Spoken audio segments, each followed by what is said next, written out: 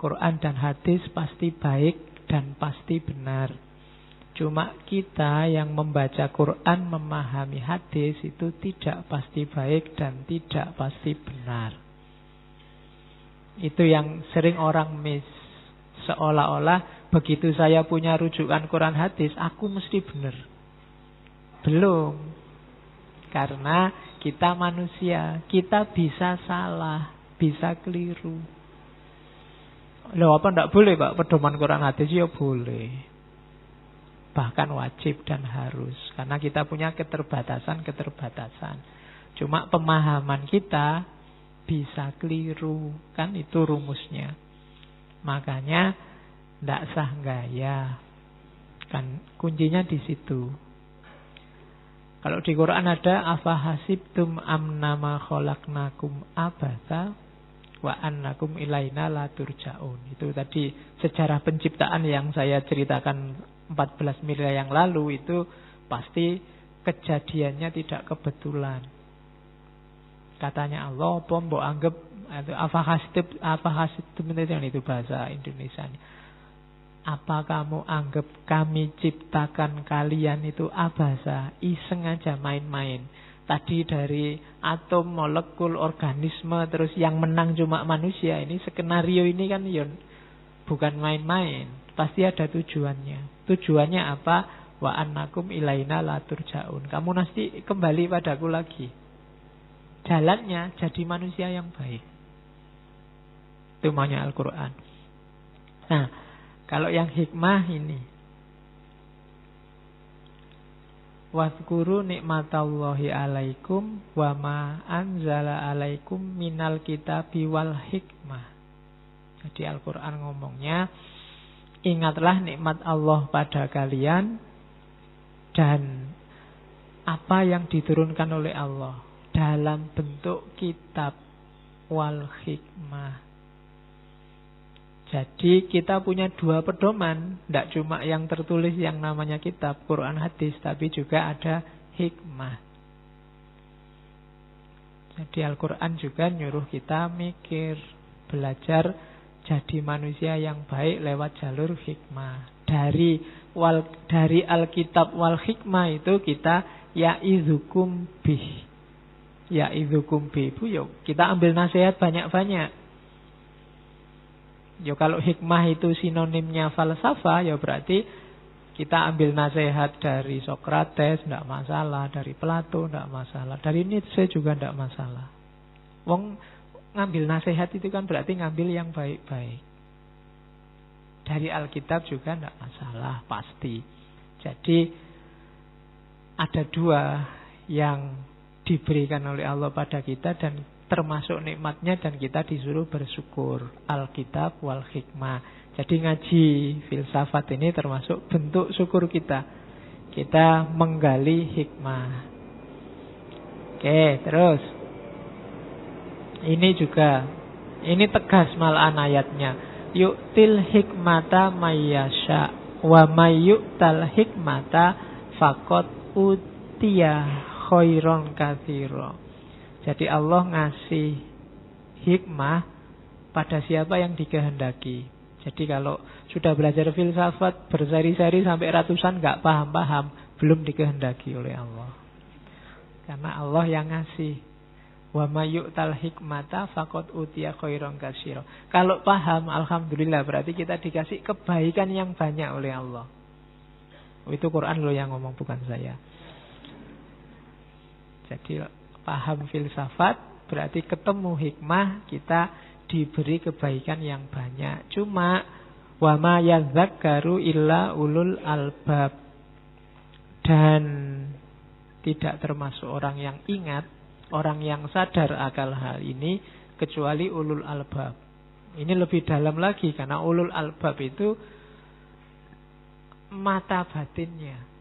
Jadi orang yang ngerti ini tidak cuma orang yang cerdas pikirannya, tapi yang mata batinnya terbuka, yang sadar. Jadi orang yang mau belajar hikmah itu berarti dia ulul albab. Jadi kan ada ulil absor, nggak ada abdalahnya. Terus ada ulul albab. Kalau absor itu urusan fisik mata. Nanti ada ulin nuha, urusan kecerdasan pikiran. Ada ulul albab, kecerdasan batin. Jadi berarti apa? Pendekatan kita pada hikmah membutuhkan keterbukaan hati. Dan bagi banyak orang itu terbuka hatinya kalau dapat hidayah dari Allah. Jadi kita mau belajar filsafat itu bagian dari sudah dapat hidayah dari Allah. Ada orang yang membacanya kebalik. Kamu belajar filsafat ya, tak doakan semoga dapat hidayah. Loh enggak, mau belajar filsafat itu berarti kita diberi kebaikan oleh Allah banyak sekali dan bagian dari hidayahnya Allah pada kita. Kemarin ada yang tanya, Pak, tapi kan kayak Ghazali itu Pak, belajar filsafat lama terus ditinggal masuk ke sufi. Berarti daripada gitu sufi aja Bapak. Loh iya enggak apa-apa, cuma untuk sampai ke terminalnya Ghazali itu kamu harus lewat terminal filsafat dulu.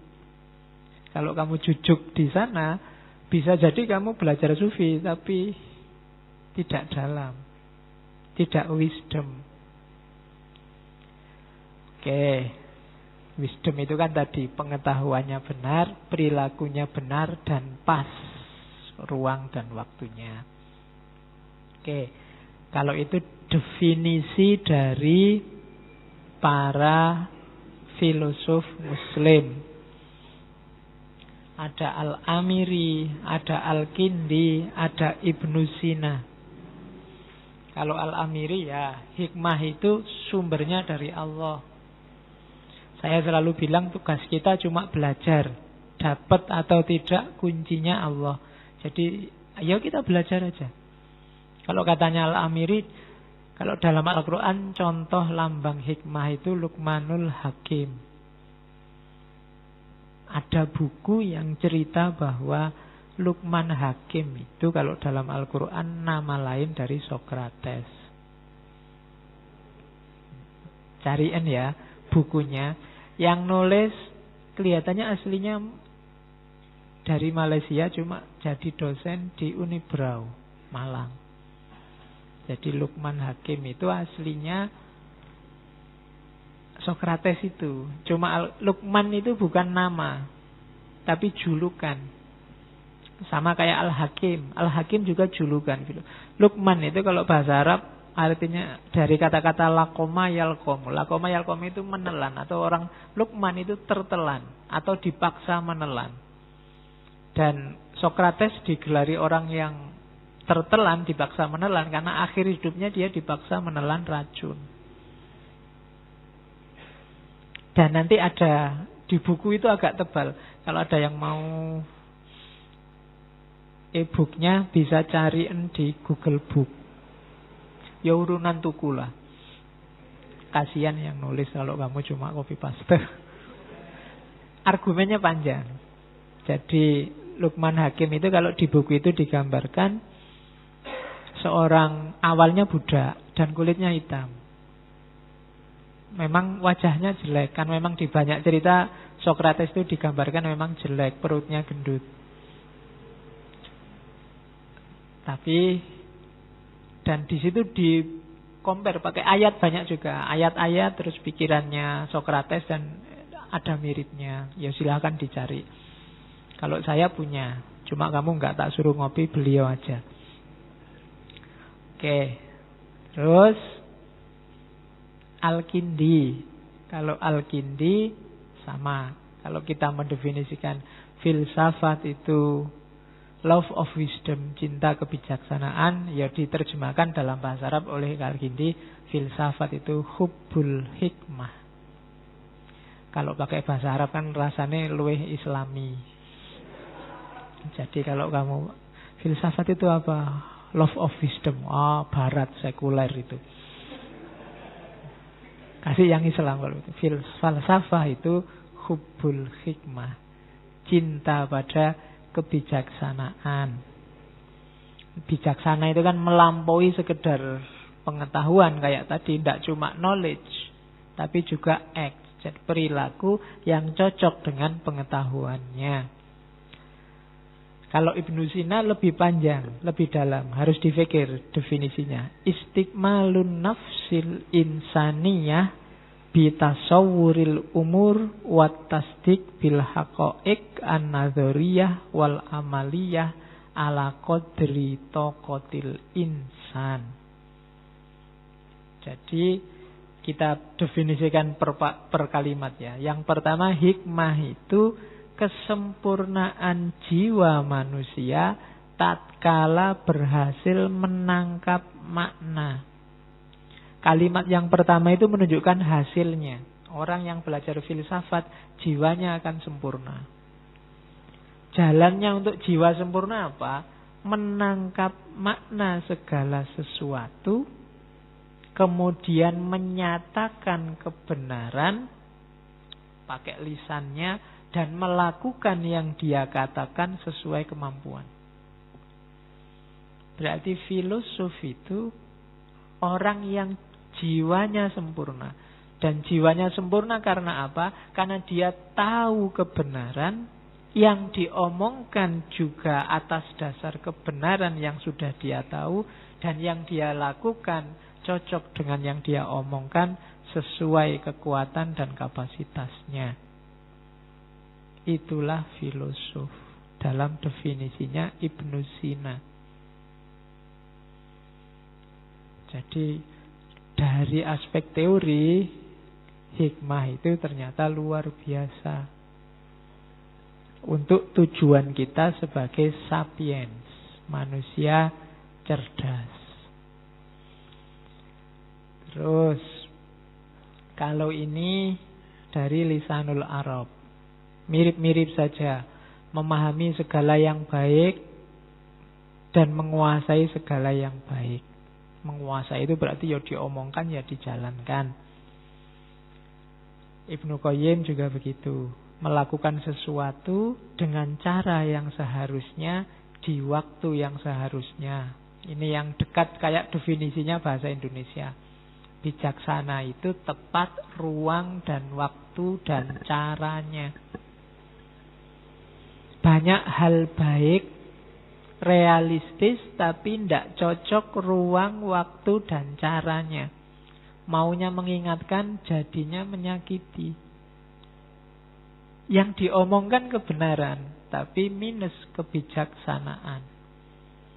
Kenapa? Hasilnya malah kontraproduktif. Jadi apa-apa itu harus pas caranya, ruangnya, dan waktunya. Ya banyak, saya sering ngasih ilustrasi. Barang baik itu kalau cara, ruang, dan waktunya tidak pas, jadi jelek. Membantu teman itu bagus, tapi waktu ujian akhir jelek. Ya kan? Oke. Peduli dengan teman itu bagus, tapi terlalu peduli jadi jelek. Kita menyebutnya kepo. Nah, itu kan jelek. Tapi peduli bagus. Ingin tahu kondisi teman bagus. Tapi kalau keterlaluan jadinya jelek. Lu mau ngaji ini aja kan bagus. Tapi ketika dia caranya jelek, ruangnya ndak pas, metodenya ndak pas, jadinya ndak bijaksana, hasilnya bisa kontraproduktif. Misalnya, yuk ngajinya kita ganti ya waktunya yang semua orang bisa. Ini kan masih, kalau sore gini banyak yang sibuk. Kita ganti jam 1 malam ya ngajinya misalnya. Kan nanti banyak yang longgar. Itu ruangnya ndak pas, hasilnya jelek pasti. Jadi, atau ruangnya ndak pas. Yuk kita ngajinya sekali-sekali jangan di masjid lah, ndak seru. Kita pindah ngajine ning ndilah kono, di mall apa, ayo di Ambarukmo kita bikin ngaji kayak gini misal. Kamu mesti ndak konsen, wong di masjid aja hening kayak gini kamu ndak paham-paham apa mana neng mall. Ya kan, kamu lagi enak-enak ngaji terus keliwar-keliwar SPG-nya, kamu mesti nggak jadi lihat slide-nya. Mesti kamu tolah-toleh kiri kanan. Itu hikmah. Jadi segala sesuatu